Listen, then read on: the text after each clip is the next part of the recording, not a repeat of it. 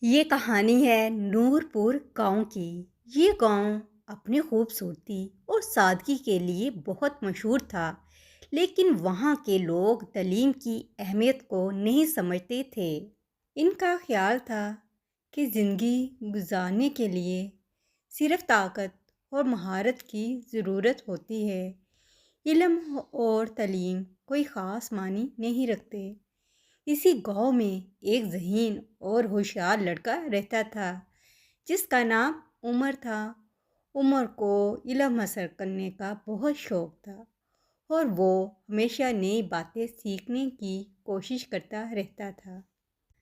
گاؤں کے لوگ اکثر اس پر ہنستے اور کہتے، یہ کتابوں کا کیڑا کیوں بنا رہتا ہے؟ جنگل میں کام کرو یا کھیتوں میں محنت کرو، تبھی کچھ حاصل ہوگا۔ لیکن عمر کو ان کی باتوں کی کوئی پرواہ نہیں تھی۔ وہ دن رات کتابیں پڑھتا اور سوچتا رہتا کہ علم کس طرح زندگی میں مددگار ثابت ہو سکتا ہے۔ اس کا سب سے بڑا خواب تھا کہ وہ ایک دن اپنی تعلیم سے گاؤں کے لوگوں کو دکھائے گا کہ علم میں کتنی طاقت ہوتی ہے۔ ایک دن گاؤں میں ایک عجیب واقعہ پیش آیا۔ جنگل کے کنارے ایک بہت بڑا سانپ ظاہر ہو گیا تھا جو گاؤں کے قریب آ کر لوگوں کو خوف زدہ کرنے لگا۔ گاؤں والے بہت گھبرا گئے اور اس سانپ سے بچنے کے لیے کوئی حل نہ نکال پائے۔ کچھ لوگوں نے تو گاؤں چھوڑنے کی تیاری شروع کر دی۔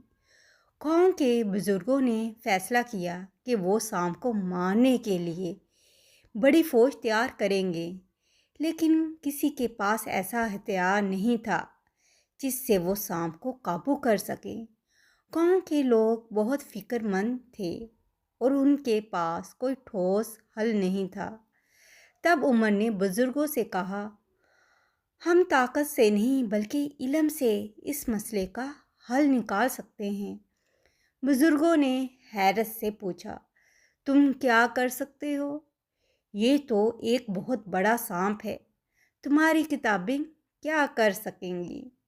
عمر نے کہا، میں نے اپنی کتابوں میں پڑھا ہے کہ سانپ اکثر شور سے ڈرتے ہیں اور ان کے حسات بہت حساس ہوتے ہیں۔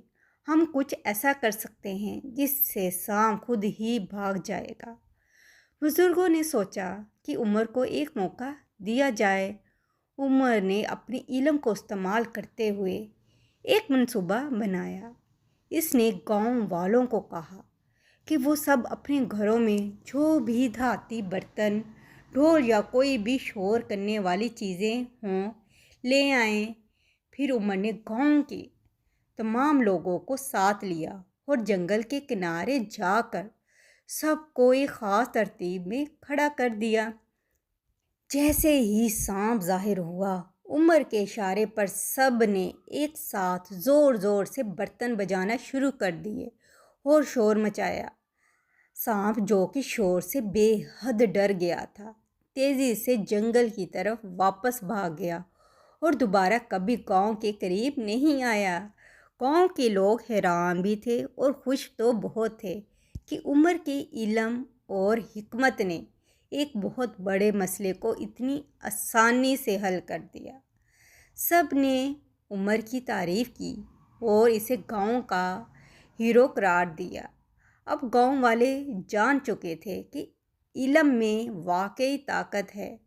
انہوں نے فیصلہ کیا کہ وہ اپنے بچوں کو تعلیم دلائیں گے تاکہ وہ مستقبل میں علم کی مدد سے کسی بھی مسئلے کا حل نکال سکیں۔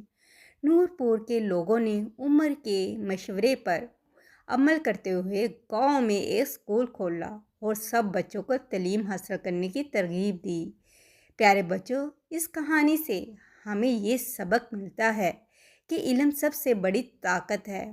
مشکل حالات میں جسمانی طاقت کے بجائے علم اور حکمت سے مشکلات کو حل کیا جا سکتا ہے۔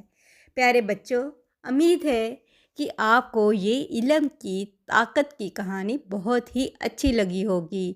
اس طرح کی مزید کہانیاں اگر آپ سننا چاہتے ہیں تو میرے چینل کو سبسکرائب لازمی کیجیے گا اور ایک پیارا سا لائک دینا مت بھولیے گا۔